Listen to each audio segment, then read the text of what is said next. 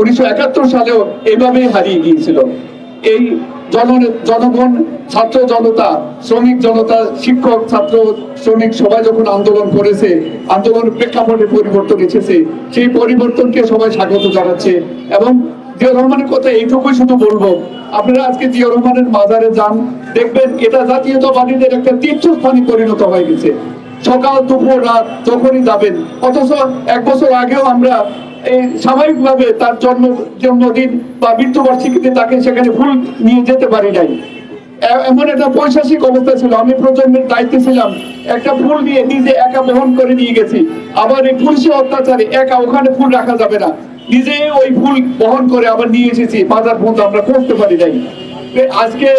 আজকে আপনারা দেখেন ফুলে ফুলে সুশোভিত হয়ে যাচ্ছে জিয়াউর রহমানের মাজার। কেন যাচ্ছে? কারণ আমাদের ভালোবাসার প্রতীক তিনি।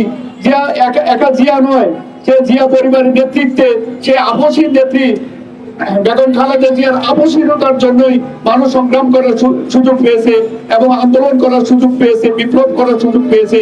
এই বিপ্লবের প্রেক্ষাপট তৈরি করেছিলেন বেগম খালেদা জিয়া। কারণ তিনি যদি কোনোভাবে আপোষ করতেন, আওয়ামী লীগের সাথে নির্বাচনে যেতেন, আর তাহলে কি হতো, বিএনপি হয়তো 100 আসন নিয়ে সংসদে থাকতো, কিন্তু দেশে ফ্যাসিজম বহাল থাকতো। তিনি বলেছিলেন আওয়ামী লীগের অধীনে কোনো নির্বাচন নয়, কারণ যেখানে জনগণ ভোটাধিকার প্রয়োগ করতে পারবে না সেখানে কিসের নির্বাচন। তিনি নির্বাচন বয়কট করেছিলেন। আমরা মনে মনে অসন্তোষ প্রকাশ করেছিলাম, মনে করেছিলাম যে এইভাবেই বোধহয় আমাদের জীবন শেষ হয়ে যাবে, পরিবর্তন হবে না। কিন্তু খালেদা জিয়া জানতেন, হাসিনা বদর বলেছিলেন যে আমি ডবল এমএ, কিন্তু আমি এত দূরদর্শী না।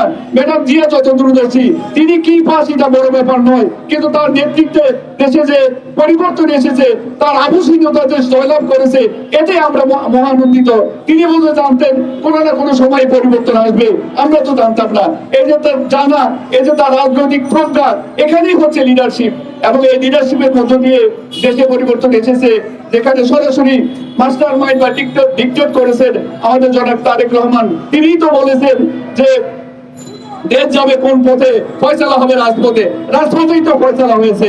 তিনি বলেছিলেন তুমি একা নও, তুমি বাংলাদেশ। এই কথা তো তারেক রহমানই বলেছিলেন। আমি যদি একা হয়ে যেতাম তাহলে আমি হারিয়ে যেতাম।